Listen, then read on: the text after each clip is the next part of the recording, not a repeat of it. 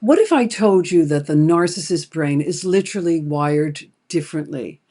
That the coldness, the lack of empathy, even the manipulation are not just choices, but reflections of how their brain has been shaped. Hi, I'm Michele Paradise, and welcome to my channel, where I bring evidence based information, knowledge, and my training, coupled with my own personal experiences, to unpack some very serious topics and to create and develop the most important relationship, which is the one with yourself. So let's get started. Today, we're diving into the neuroscience of narcissism and what it actually means for those of us who've been on the receiving end. I am one of those people. And if you're watching this, you probably are too. So let's start with the amygdala. This is the emotional alarm system of the brain. This tiny almond shaped structure is responsible for empathy, fear, and regulating emotions. In multiple brain imaging studies, people with narcissistic traits often show smaller amygdala. What does this mean? It means that their capacity to process other people's emotions is literally reduced. Where you might feel a deep pang of sadness watching someone cry, their brain simply doesn't register that same emotional depth. This is why you often feel like your emotions don't land with them. But this is the thing, the amygdala isn't the only part of the narcissist brain that looks different. Research also shows reduced gray matter in areas like the anterior insula and the prefrontal cortex. These areas control empathy, self awareness, and emotional regulation. So, when you see a narcissist losing control or being completely unable to see their role in a conflict, it's not just stubbornness. Their brain literally struggles with self reflection and regulation.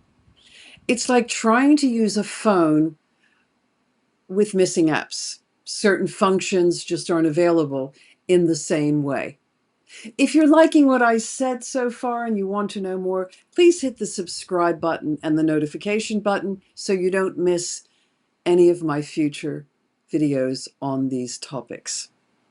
So let's talk about mirror neurons and emotional attunement. These are the brain cells that light up when we see someone else's emotions, basically allowing us to feel what they feel. Mirror neurons, okay? So you see somebody sad, you feel sad.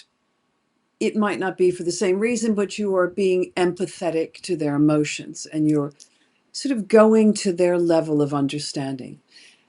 If you see someone stub their toe, your brain may flinch with them, like, ouch, I felt that. I've said that, ouch, I felt that. Even though I didn't feel it, I have memory of stubbing my toes, so then I can remember that feeling. But studies suggest that in narcissists, this mirror neuron system is underactive. That's why you might tell them you're hurt, and instead of responding with compassion, they respond with irritation and defensiveness or even blame. They're not attuned to your emotional experience because their brain isn't mirroring it back. You may look sad, they may smile, or they may walk away. Those are a couple options, there are many more. So now here's the twist. Narcissists aren't born this way. I know some people think they are, but really there are no genetic markers for narcissism that we have found yet. These brain differences are often the result of trauma. They are epigenetic. A child growing up in an environment where love was conditional or where they had to hide vulnerability to survive will wire their brain for protection, not connection. So it's not genetic, it's epigenetic, which means, very simply in this situation, it means environmental reaction to their upbringing. I'm not blaming parents here because it can be education, bullying, all kinds of things can contribute to it. So over time, their brain builds armor.